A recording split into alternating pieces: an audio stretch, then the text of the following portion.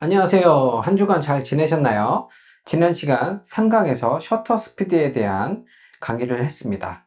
아무래도 지려할 수 있는 강의지만 사진을 시작하시려면 꼭 알아야 하는 내용이기 때문에 일단 이해가 안 가시더라도 강의를 한번 보시고 두 번, 세 번 더 보시면 이해가 가실 거라고 생각이 듭니다. 그만큼 제가 최대한 쉽게 설명을 드리려고 하니 잘 따라와 주셨으면 좋겠습니다. 본 강의에 들어가기 전에 지난 시간 셔터 스피드에 대한 복습을 하고 진행해 보려고 합니다. 카메라의 노출을 결정하는 세 가지가 있다. 조리개, 셔터 스피드, 감도. 이 중에 조리개는 빛의 양, 셔터 스피드는 빛의 시간을 조절한다. 셔터 스피드는 사람으로 따지자면 눈꺼풀이라고 생각하면 된다. 카메라는 센서 앞에 셔터막이 있고 이 셔터막이 열리고 닫히는 시간으로 빛의 시간을 조절한다. 셔터 스피드로 다양한 연출이 가능하다. 셔터 스피드가 느리면 대상의 궤적을 담을 수 있고 셔터 스피드가 빠르면 대상이 멈춰 있는 것처럼 찍을 수 있다. 카메라에서의 단위로는 초로 표시가 되며 보통 4000분의 1초에서 30초, 벌브까지 있고 상위 규정은 8000분의 1초까지도 지원이 된다. 네, 여기까지가 지난 시간 셔터 스피드에 대한 강의였습니다. 자, 그럼 강의를 시작하겠습니다. 카메라의 노출을 결정하는 세 가지 중 조리개와 셔터 스피드, 감도가 있다고 했었죠. 오늘은 이 감도에 대한 강의입니다. 여기서 질문 하나 드리겠습니다. 조리개는 빛의 양, 셔터 스피드는 빛의 시간. 그럼 감도는 뭘까요? 네, 단어에 대한 감은 오지만 잘 모르시겠죠? 감도는 빛에 대한 민감도라고 생각하시면 됩니다. 영어로는 ISO라고 표기를 합니다. 간단히 설명을 드리겠습니다. 어렸을 적 과학 시간에 태양을 돋보기로 비춰서 한 곳에 점으로 모이게 한 다음에 휴지나 종이 혹은 박스를 태우는 실험을 해보셨을 거예요. 그때 어떤가요? 휴지가 종이나 박스보다 불에 타는 시간이 빠르지 않던가요? 이렇게 반응이 빠른 휴지를 감도가 높을 때라고 보시면 되고 박스같이 반응이 느린 것을 감도가 낮을 때라고 보시면 됩니다. 이렇게 반응하는 민감도를 수치화한 게 바로 감도, 즉 ISO입니다. 수치가 낮으면 낮을수록 빛에 반응하는 게 좀 더디고 수치가 높으면 높을수록 빛에 반응하는 게 빠릅니다. 보통 카메라는 기계적으로 ISO 100 혹은 200부터 시작을 하고 12800 혹은 그 이상의 숫자로 표기가 됩니다. 그럼 이렇게 생각하시는 분들도 계실 거예요. 왜 민감도를 나눠 놨느냐?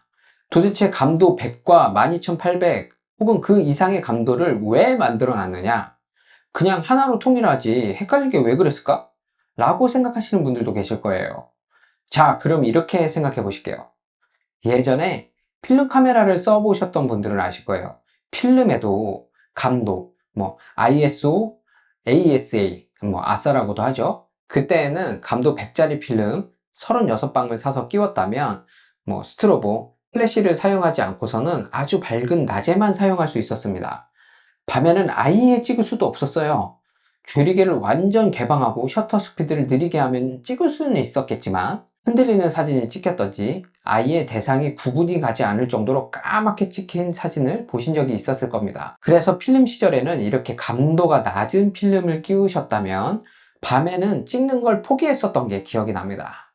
반대로 그럼 감도가 높은 상태로 고정해 놓으면 되는 게 아니냐고 하시는 분들도 계실 거예요. 하지만 이건 역시 밤에는 잘 찍을 수 있지만 역시나 낮에는 사용할 수가 없습니다. 물론 ND 필터를 장착해서 노출을 낮춘다면 가능하겠지만 일반적인 상황에서 카메라만 있다면 찍을 수가 없죠. 하지만 디지털로 바뀌면서 그러한 불편한 것들을 해소할 수 있게끔 바뀌었어요. 감도를 마음대로 바꿀 수 있게 되었습니다. 필름 시절에 비해서 진짜 편해졌죠. 자, 그럼 감도가 낮으면 빛에 대한 민감도가 적어지고 감도가 높으면 빛에 대한 민감도가 높아지는 것도 이해가 가셨을 거라고 생각이 듭니다. 그런데 감도가 빛에 대한 민감도지만 또 다른 특징이 한 가지가 더 있습니다. 바로 노이즈입니다. 감도가 낮으면 노이즈가 적거나 보이지 않습니다. 하지만 감도가 높으면 노이즈가 생겨요. 예를 들어 볼게요. 라디오를 듣는다고 생각해 볼게요. 어떤 방송을 듣고 있는데 볼륨을 아주 크게 듣고 있습니다. 그런데 방송과 다른 방송 혹은 중간에 광고가 시작하고 끝날 때 약간의 공백이 생기는데 그때 치 하는 백색 소음, 화이트 노이즈 들어보신 적이 있을 거예요. 하지만 볼륨을 낮추고 들었을 때는 그런 백색 소음을 들을 수가 없죠. 그것과 같습니다. 감도를 높이는 건 라디오로 치자면 볼륨을 크게 틀어놓는 것이고, 감도를 낮추는 건 볼륨을 낮게 틀어놓는 것과 같습니다. 그래도 잘 모르시겠다는 분들이 계실까봐 제가 미리 찍어 놓은 사진을 보여드리겠습니다. 자, 첫 번째 사진은 감도를 최대한 높이고 찍은 사진입니다. 두 번째 사진은 감도 100에 놓고 찍은 사진입니다. 조리개 수치와 셔터 스피드가 다르기는 하지만 노이즈만 봐주시면 되겠습니다. 어때요? 좀 차이가 많이 나죠? 자, 다시 한번 보여드릴게요. 이건 감도가 높은 사진, 이건 감도가 낮은 사진입니다. 자, 감도가 높은 사진에 노이즈가 보이시나요? 이렇게 감도가 높으면 노이즈가 같이 따라옵니다. 그럼 여기서 질문이 생길 겁니다. 이렇게 노이즈가 생기는데 뭐하러 감도를 높이느냐? 예를 들어 볼게요. 밤에 사진을 찍을 일이 생겼다고 할게요. 스포츠 기자분이나 일반적인 기자분 혹은 결혼식에서 사진을 찍을 때 플래시가 없다. 그럼 어떻게 사진을 찍죠? 이 순간이 지나가면 다시 못 오는 순간에 사진을 찍어야 하는데 어떻게 해야 할까요? 네, 그렇습니다. 감도를 높여서 찍을 수밖에 없습니다. 대신 아까 전에 제가 보여드렸던 것처럼 노이즈가 거슬리지 않을 정도로 사진을 찍어야 되겠죠. 그럼 정리를 해볼게요. 카메라 노출을 결정하는 건 세 가지가 있다. 조리개, 셔터 스피드, 감도.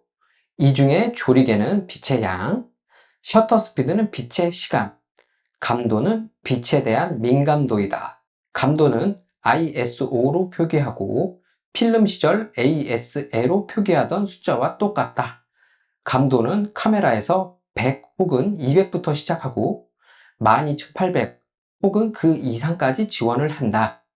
감도가 낮으면 빛에 대한 민감도가 적고 빛이 많이 필요하고 노이즈가 적다. 감도가 높으면 빛에 대한 민감도가 높고 빛이 적게 필요하다. 하지만 노이즈가 많아진다. 네, 여기까지가 감도에 대한 강의였습니다. 감도에 대해서 이해가 가셨나요? 처음에는 이해가 안 가시더라도 강의를 두세 번 보시는 걸 추천합니다. 그래도 이해가 안 되신다고 하면 댓글을 달아주시면 더 이해하기 쉽게 제가 설명을 드리도록 하겠습니다.